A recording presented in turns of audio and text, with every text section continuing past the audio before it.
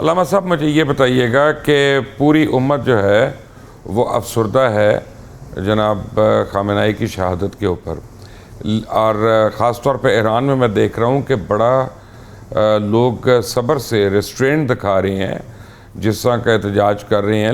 وہاں پہ بدنات جانے کتنے یونائٹڈ نیشنز کے دفاتر ہیں، ایمبسیز ہیں، انٹرنیشنل باڈیز کے دفاتر ہیں، ادھر آگ نہیں لگ رہی، توڑ پھوڑ نہیں ہو رہی۔ ہمارے ملک میں یہ سب کچھ کیوں ہو رہا ہے؟ جی بسم اللہ الرحمن الرحیم۔ پہلے تو توڑ پھوڑ اور شدت پسندی اور جذبات کو قابو میں نہ لانا اور صبر اور برداشت سے کام نہ لینا، میں اس کی تردید اور مذمت کروں گا، اور یقیناً یہ کام نہ ہی عقلی طور پہ ٹھیک ہے، نہ ہی دین ہمیں اس کی اجازت دیتا ہے، نہ ہی عالمی قوانین ہمیں اس کی اجازت دیتے ہیں۔ اور جہاں جو کچھ اس طرح کا ہمارے ملک میں ہوتا آیا ہے، ہوتا رہتا ہے، اور یہ پچھلے دنوں بھی ہوا، یہ ناگوار ہے۔ اس میں نقصان اس کسی عمارت کا، کسی دیوار کا، کسی جھنڈے کا نقصان تو کیا نقصان ہے، جانوں کا نقصان ہوا ہے، اور اس پر بھی تبصرہ ہونا چاہیے۔ میں زیادہ معلومات میرے پاس کراچی کی ہے کہ یہاں جو کچھ ہوا وہ میں زیادہ جانتا ہوں، باقی تو اور جگہوں پر بھی جو کچھ ہوا وہ ناقابل قبول ہے۔ تو اس کو روکا کیسے جائے گا علامہ صاحب؟ اگر آپ لوگ یا دیگر علماء اور مشائخ حضرات جو ہیں وہ لوگوں کو اس کا مطلب ہے ایجوکیٹ نہیں کر سکے، اور لوگ توڑ پھوڑ میں، جبکہ تو اسلامی شعار کے خلاف ہے یہ بات۔ نہیں، مسئلہ ایجوکیٹ کرنے کا بھی کسی حد تک ہے، میں مانوں گا اس بات کو۔ ہم جس خطے میں رہتے ہیں نا، خاص طور پہ جو ہمارا ماحول ہے، یہاں سیاستدانوں کا بھی یہی حال ہے، یہاں مذہبی لوگوں کا بھی یہی حال ہے۔ بے نظیر صاحبہ کے موقع پہ آپ نے دیکھا پورا پاکستان جل گیا۔ وہ تو پڑھے لکھے لوگ تھے، وہ تو ٹائیوں والے لوگ تھے، وہ تو داڑھیوں والے لوگ نہیں تھے، وہ تو مذہبی لوگ نہیں تھے۔ اس پورے خطے میں ہم غذائیں بھی ذرا تیز کھاتے ہیں، یہاں گرمی بھی شدید ہے، یہاں سردی بھی شدید ہے، یہاں کے مزاج میں، بولنے بات کرنے میں تندی ہے۔ یہ جو ہمارا خطہ ہے، خاص طور پہ بر صغیر کا جو خطہ ہے، یہاں طرح طرح کے پانی ہیں، یہاں طرح طرح کے مذہب ہیں، کہ گلی گلی کے اندر دین پایا جاتا ہے۔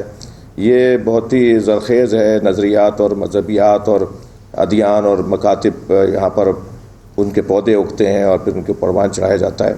بہت آسان ہے بعض منفی پہلوؤں میں، اور بہت ہی خوبصورت علاقہ ہے، بہت سی چیزوں میں بہت خوبصورت علاقہ ہے۔ تو اس خطے کا یہ ایشو ہے، مجھے لگتا ہے یہی والے لوگ جب دوسرے ملکوں میں جاتے ہیں تو بڑے پرامن ہوتے ہیں، پرسکون ہوتے ہیں۔ تو اس کا مطلب یہ ہے کہ یہاں کے ماحول کا کوئی اثر ہے۔ میں کوئی قدرتی اور غیبی ماحول کی بات نہیں کر رہا۔ یہاں آپ ٹی وی چینلز پر آپ کا تو اس سے زیادہ مشاہدہ ہے، روزانہ ہی آپ جو ہے وہ مرغے لڑتے ہوئے دیکھ رہے ہوتے ہیں اپنے پروگراموں میں۔ یہاں سیاستدانوں میں بھی خوب جذباتیت ہے، چھوٹی چھوٹی بات پہ غصہ اور چھوٹی بات کو بڑا کر کے پیش کرنا۔ یہاں مذہبی لوگوں میں بھی یہی مسئلہ ہے۔ تو میں سمجھتا ہوں کہ مجموعی طور پہ ماحول یہاں یہ مذہبی مسئلہ نہیں ہے، اس خطے کا مسئلہ ہے، جس میں میں پھر کہوں گا بہت ہی اطمینان کے ساتھ کہ الدین ایک حدیث مبارکہ سے ماخوذ ہے کہ الناس علی دین ملوکہم، الناس علی دین ملوکہم، لوگ اپنے بادشاہوں، اپنے سربراہوں، اپنے حکمرانوں کے دین پر ہوتے ہیں۔ تو یہاں تو ہم تو ایک مدت سے جس کو بھی آتے جاتے دیکھ رہے ہیں حکمرانی میں، وہ جب اپوزیشن میں جاتا ہے تو وہ بلیوں اچھل کر بات کرتا ہے اور وہ سارے کام وہ کر رہا ہوتا ہے۔ جب حکومت میں آ جاتا ہے تو بڑے ہی ساہوکار ہو جاتا ہے، وہ بہت زیادہ مہذب ہو جاتا ہے، بہت زیادہ قانون اسے یاد آ رہا ہوتا ہے، اور پھر لوگوں کو وہ بتا رہا ہوتا ہے کہ یہ غلط ہے، یہ قانون کے خلاف ہے۔ اور جب وہ اپوزیشن میں چلا جاتا ہے تو وہ سارے کام کرتا ہے جو وہ حکومت میں رہ کے نہیں کرتا۔ تو یہاں تو ماحول کچھ اس انداز کا ہے، سب کا ہی قصور ہے میرے بھائی۔ اس میں میں اپنے حصے کا قصور تو میں مانوں گا، باقی اور لوگوں کو اپنا اپنا کردار ادا کرنا چاہیے۔ علامہ صاحب بہت خوب، اور یہ مجھے بتائیے گا کہ جو ہم نے جتنا پڑھا ہے دین کے اندر، تو ہم مسلمان جو ہیں، اہل ایمان جو ہیں، وہ تو تدفین جلد از جلد کرتے ہیں۔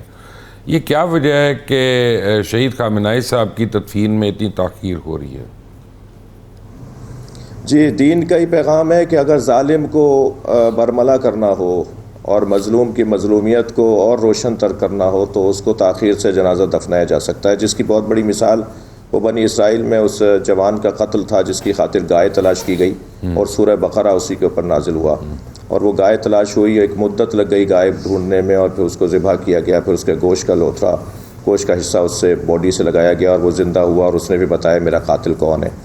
تو جنازے کی تاخیر کا ایک سبب یہ بھی ہے کہ مظلوم کو اس کی مظلومیت کو ثابت کرنا ہوتا ہے اور ظالم کی نشاندہی ضروری ہوتی ہے۔ دوسرا سبب مزید ظلم کو روکنا بھی ہے، یعنی اب شہید خامنہئی کی اگر جنازہ اس موجودہ کیفیت میں یہ لوگ کرتے ہیں تو آفیشلز کو شریک ہونا ہے، اس کے اندر ایک تدفین چھپ کے تو نہیں ہو سکتی ان کی، تو جب وہ چھپ کے نہیں ہو سکتی تو جو اندیشہ ہے کہ پھر اس پر کوئی حملہ ہوگا اور پھر ایک اور بڑی تعداد لوگوں کی شہادتیں ہوں گی، تو مجھے لگتا ہے یہ سبب بن رہا ہے، اگرچہ مجھے اس سے زیادہ معلومات نہیں ہے، ہو سکتا ہے کہ اور سبب بھی ہو۔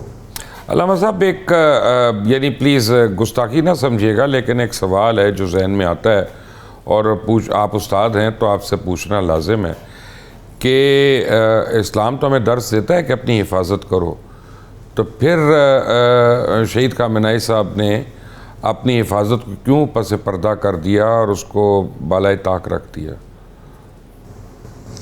مبشر بھائی، ہمیں تاریخ میں ملتا ہے انبیاء کرام کی اور ائمہ اہل بیت کی زندگیوں میں کہ ان کی زندگیوں کا ہدف اللہ نے ہدایت الناس کو قرار دیا تھا، لوگوں کی ہدایت کے لیے لوگ بھیجے گئے تھے۔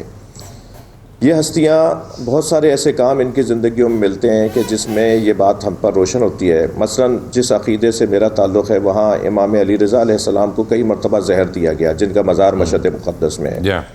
ان کو زہر کا اثر نہیں ہوتا تھا اور ایک مرتبہ زہر کا اثر ان پر ہو گیا۔ اسی طرح کربلا میں امام حسین علیہ السلام کو معلوم تھا کہ میں مار دیا جاؤں گا، مگر حضرت چلے گئے۔ اسی طرح مولا علی علیہ السلام کو پہلے سے بتا دیا گیا تھا کہ چند دنوں میں، انہی دنوں میں آپ کو کسی مجمع میں مارا جائے گا، اور آپ نماز پڑھانے کے لیے چلے گئے۔ تو یہ سارے واقعات کو جب جوڑتے ہیں تو ہمارے جو عرفاء ہیں جو ان معارف اور ان پیغامات کو سمجھنے کی ذمہ داری رکھتے ہیں اور روایات اور احادیث اس کا سہارا دیتے ہیں، تو بات یہ سمجھ میں آتی ہے کہ یہ وہ ہستیاں ہوتی ہیں کہ جو ہدف ہدایت کا لے کر آتی ہیں۔ ان کے جینے سے کبھی ہدایت ملتی ہے اور کبھی ان کے مرنے سے ہدایت ملتی ہے۔ 86 سال کا ایک بزرگ جو ایک نمونیا پہ چلا جاتا، ایک بلڈ پریشر کے ہائی ہونے پہ چلا جاتا، ایک معمولی سے بخار کے بہانے پہ وہ بزرگ چلا جاتا، اس بزرگ کو تو ویسے ہی جانا تھا، اس نے اتنے غم دیکھے ہوئے تھے، اتنی تکلیفیں، اتنے عزیزوں کے جنازے، اسے تو جانا ہی تھا۔ ویسے اس سے جب یہ کہا جائے کہ آپ کو ہم بنکر میں لے جاتے ہیں تو وہ یہ پوچھے گا کہ کیا میری پوری قوم کو بنکر میں لے جا رہے ہو؟ نہیں لے جا سکتے ہو تو مجھے کیوں لے جا رہے ہو؟ تو ایک آدمی کو نے جیا بھی وہ لوگوں کو مضبوط رکھنے کے لیے اور لوگوں کو حوصلہ دینے کے لیے، اور صرف ایرانیوں کو نہیں، پوری دنیا کے مظلوموں کو، خاص طور پہ فلسطین، حماس اور کشمیر میں اور افغانستان میں اور جہاں جہاں، مجھ سے آپ کے یہ کولیگ نے ایک دفعہ ایک ریویو میں سوال کیا تھا کہ یہاں بھی ایران، یہاں بھی ایران، یہاں بھی ایران۔ میں نے کہا جی لسٹ بنائیے کہ جتنے ملک آپ نام لے رہے ہیں یہ سارے وہ ملک ہیں جن کے ساتھ زیادتیاں ہو رہی ہیں، ظلم ہو رہے ہیں، اور ایران ان کے پیچھے کھڑا ہو جاتا ہے جا کے۔